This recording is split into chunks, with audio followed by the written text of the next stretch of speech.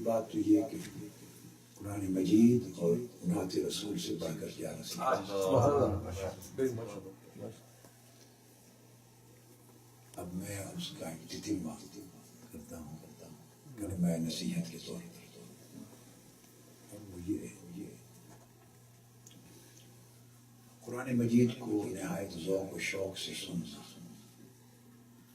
اور سننے والے کو اس میں لذت آئے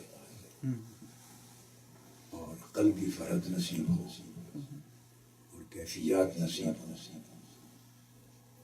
تو یہ سب کچھ ایمان کے موجود ہونے کی علامت ہے۔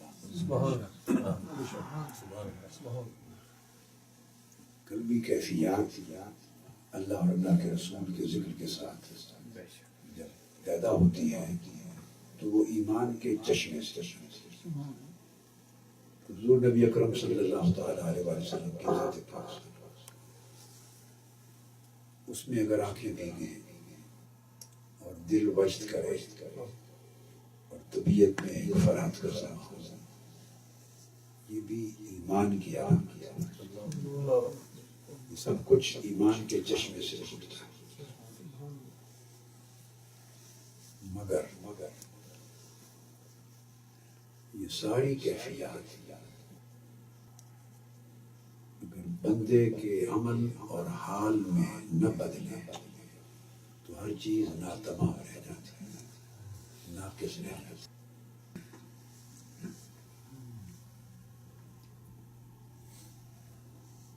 ایمان کا تقاضا یہ ہے، ایمان کا تقاضا یہ ہے کہ یہ ساری کیفیات بندے کے اعمال حسنہ میں بدلے، اس کو نیک عمل عطا کرے، اور نیک اعمال کی قبولیت کی علامت یہ ہے کہ اس سے بندے کا حال بدلے۔ عمل صرف جسمانی حرکات اور سکنات تک نہ رہے، بلکہ بندے کی قلبی اور باطنی حالت بھی بدل جائے، پھر وہ حالت دائماً موجود رہے، کیونکہ وہ حالت کبھی آتی ہے کبھی جاتی ہے۔ اگر آنے جانے کی کیفیت میں رہے تو استقامت نہیں ہوتی، وہ ہلکا سا دیا ہے، دمدماتا دیا ہے، کبھی بجھ سکتا ہے۔ ضروری ہے کہ اس کو استقامت ملے، دوام ملے، اور ہر حال میں، ہر وقت میں، ہر سچویشن میں وہ ایمانی حالت برقرار رہے۔ اگر ہم اس سفر کو طے نہیں کرتے تو ہم ایمان کی ناقص حالت میں اور ناتمام حالت میں زندگی گزارتے ہیں۔ اللہ اور اللہ کے رسول صلی اللہ علیہ وسلم سے محبت کوئی شک نہیں، ایمان ہے۔ اللہ اور اللہ کے رسول سے محبت ایمان ہے، قرآن مجید سے محبت ایمان ہے، آقا علیہ السلام کی سنت طیبہ سے اور حدیث پاک سے اور نعت پاک سے اور آپ کی شان اقدس سے اور آپ کی ساری نسبتوں سے محبت ایمان ہے۔ مگر قرآن مجید کو اگر آپ پڑھیں الحم سے الناس تک، تو اللہ رب العزت نے کہیں بھی ایمان کو عمل صالح کے ذکر کے بغیر بیان نہیں فرمایا۔ جب بھی مخاطب کیا اہل ایمان کو، جب بھی ان کا ذکر کیا، آمنوا وعملوا الصالحات، ایمان اور عمل صالح کو جوڑ کر ذکر کیا۔ ایسے دو نمونے دے دیتا ہوں، آپ والعصر پڑھیں، سورہ والعصر پڑھیے، اعوذ باللہ من الشیطان الرجیم، بسم اللہ الرحمن الرحیم، والعصر ان الانسان لفی خسر، یعنی اللہ رب العزت نے قسم کھائی ہے زمانے کی کہ انسان خسارے میں، انسان خسارے میں ہے۔ کیوں خسارے میں ہے؟ اس کے بہت سے اسباب ہیں، مگر انسان خسارے میں، اصلاً خسارے میں. یہ بھی بات بتا دیتا ہوں اصلاً کیوں خسارے میں ہے کہ وہ احسن تقویم کو چھوڑ کر اسفل سافلین میں آ گیا ہے. تو خسارے میں نہیں ہوگا تو کیا ہوگا؟ یعنی ارواح مقدسہ کا ساتھ تھا، ملائکہ کا ساتھ تھا، عالم انوار کا ساتھ تھا، عالم ملکوت میں اس کی روح رہتی تھی، عالم جبروت کی کے پڑوس میں تھی، اللہ کے انوار و تجلیات اترتے، ہر وقت اللہ کا ذکر ہوتا تھا. کوئی گناہ نہیں تھا، گناہ کی گرد بھی نہیں تھی، گناہ کا سایہ بھی نہیں تھا، گناہ کا ماحول ہی نہیں تھا. وہاں نہ گناہ کبھی اس نے سنا تھا، نہ دیکھا تھا، نہ کیا تھا. تو گناہ سے پاک ماحول میں رہتا تھا. تو وہاں سے اتر کے جب اس عالم ناسوت میں، اس دنیا میں آ گیا اور نفس کے ساتھ اس کو جوڑ دیا گیا، نفس امارہ کے ساتھ جوڑ دیا گیا، تو نفسانی خواہشات میں گر گیا. ناسوتی، دنیاوی، مادی خواہشوں کے ماحول میں رکھ دیا گیا، بڑی آزمائشوں میں چلا گیا. تو اتنی آزمائشوں میں رہنے والا انسان اس عالم ملکوت کو چھوڑ کر ناسوت میں آ جانے والا انسان خسارے میں نہیں ہوگا تو کیا ہوگا؟ اس لیے اللہ رب العزت نے قسم کھا کے بتایا کہ انسان تو خسارے میں ہے. یہاں تک بات سمجھ آ گئی. مگر ذات ارشاد فرمایا ہاں ایسا نہیں ہے کہ تو اس خسارے سے نکل نہیں سکتا. الا الذین آمنوا وعملوا الصالحات. آگے اور چیزیں بھی وہ اس سے درجات بلند ہوتے ہیں. مگر وہ لوگ جو ایمان لائے اور جنہوں نے نیک اعمال کیے. تو ایمان اور نیک اعمال اگر جڑ جائیں تو انسان خسارے سے نکل آتا ہے. خسارے سے نکل آتا ہے. اس کی جو اصل پونجی ہے، اصل کیپیٹل ہے، اصل زر بچ جاتا ہے. وَتَوَاصَوْا بِالْحَقِّ وَتَوَاصَوْا بِالصَّبْرِ. اس پر پھر نفع بھی آ جاتا ہے. اصل زر بھی بچ جاتا ہے اور نفع بھی مل جاتا ہے، پروفٹ بھی آ جاتا ہے. مگر یہ دروازہ اصل زر کیپیٹل کے بچنے کا اور پروفٹ کے آ جانے کا شروع ہوتا ہے ایمان اور عمل صالح.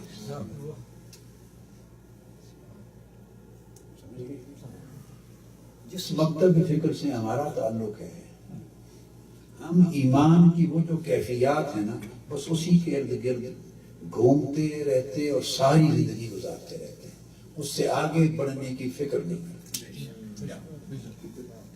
اس کی کوئی تلقین نصیحت نہیں کرتا، کیونکہ اگلا کام تلقین نصیحت کرنے سے تلقین اور نصیحت کرنے والوں کو کچھ ملتا نہیں.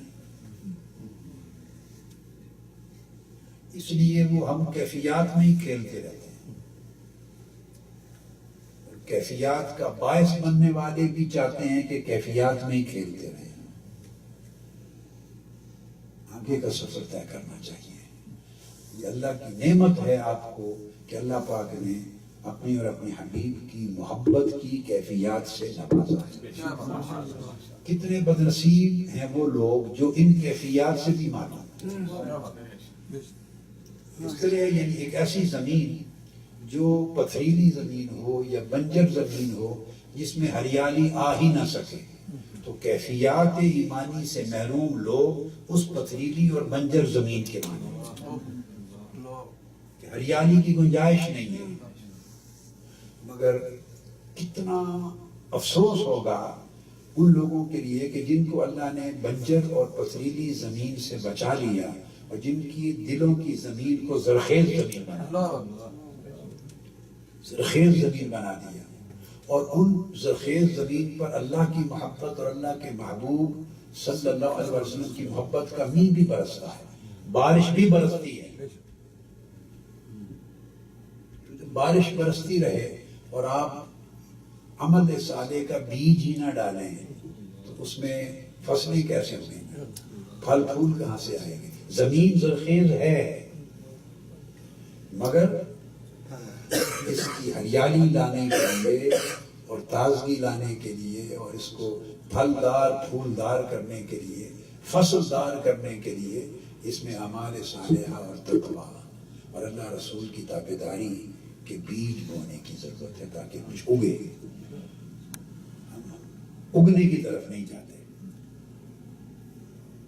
فرمایا الا الذین آمنوا وعملوا الصالحات. اسی طرح سورہ والتین کو پڑھیے جہاں فرمایا اعوذ باللہ من الشیطان الرجیم لقد خلقنا الانسان فی احسن تقویم. احسن تقویم میں پیدا کیا. وہ اونچی شان کا ذکر کیا کہ انسان کیا تھا, کیسے بنایا گیا, کیا حال اس کو دیا گیا, کیسی صورت اور کیسی سیرت دی گئی. ثم رددناہ اسفل سافلین.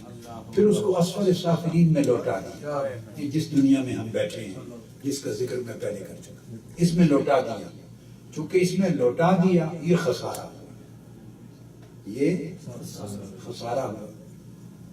یہاں بھی اللہ پاک نے فرمایا کہ ایسا نہیں ہے کہ تم خسارے میں ہی رہو گے, نہیں, خسارے سے نکلنے کا بھی سامان ہے اور نفع مند ہونے کا بھی سامان ہے.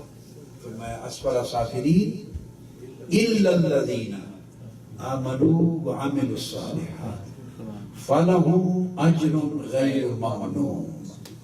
مگر وہ لوگ جو ایمان لائیں اور اعمال صالحہ کریں تو نہ صرف وہ اس خسارے سے نکل جاتے ہیں اور اسفلیت کی جو کیفیت ہے گٹھیا ہونے کی, نہ صرف یہ کہ اس میں سے نکل جاتے ہیں بلکہ فلہم اجر غیر ممنون, کبھی ختم نہ ہونے والے اجر کی راہ پر بھی چلتے ہیں. ایسی ترقی کرنے لگ جاتے ہیں کہ آگے دیکھیے کہ کوئی اس راہ پہ چل پڑے تو اس کا اینڈ کوئی نہیں ہے. پھر درجے, جتنا کوئی بڑھتا جائے گا اتنے راستے کھلتے جائیں گے, جتنا بڑھتا جائے گا اتنے راستے اللہ کے انعام کے کھلتے جائیں گے. یعنی وہ جو بری حالت تھی اس کا اینڈ ہے. اسفل السافلین اس کا اینڈ ایک اللہ کے ذریعے کہ مگر جو لوگ ایمان لائے اور اعمال صالحہ کرے, بس اس مگر سے آپ نکل گئے, اس کی اینڈ ہو گئی, اس کی اینڈ ہو گئی. اور اب جس راہ پہ پڑے ہیں ایمان اور عمل صالح کی راہ پر, یہ اینڈ لیس ہے. اس میں اللہ کی بلیسنگ اینڈ لیس ہے. فرمایا فلہم اجر غیر ممنون. پھر ان کو ایسے اجر عطا کرتا ہے کہ اس کا کوئی اینڈ نہیں ہے. تو پھر آپ اینڈ لیس بلیسڈ لائف میں چلے جاتے ہیں. تو یہ خوش نصیبی ہے کہ اللہ رب العزت نے آپ کو ایسا عقیدہ, ایمان کی یہ حالت اور یہ نسبت اور دلوں کی زمین کی یہ کیفیت دی ہے کہ جس میں تازگی ہریالی کی گنجائش ہے, جو سرسبز ہو جانے کی گنجائش رکھتی ہے, زرخیز زمین ہے. یہ ایمان کی علامت ہے. مگر ساری زندگی اس مالی کو کیا ملے گا جو زمین کو تو سرخیز رکھے مگر اس پہ باغ نہ ہو. وہ تعریفیں کرے کہ میری زمین بڑی زرخیز ہے, بڑی زرخیز ہے, اس میں جتنا ڈالو ایسا شاندار پھل دیتی ہے, ایسی گندم اگتی ہے, ایسا گنا اگتا ہے, ایسے پھل پھول اگتے ہیں کہ کوئی مقابلہ نہیں کر سکتا. وہ عمر فرق کہتا یہ رہے مگر بیج نہ ڈالے تو زرخیز زمین کو کیا کرے گا.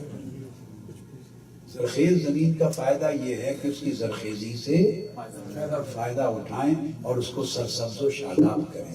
سرسبز و شاداب ہونے کا عمل ایمان اور عمل صالح سے, اعمال صالحہ سے, اور اس میں اخلاق حسنہ سے, اس میں اللہ کی اطاعت عبادات میں بھی اور معاملات میں بھی, انسانی تعلقات میں جتنی اس میں خیر ہوتی چلی جائے گی آپ اجر غیر ممنون کے حقدار ہیں.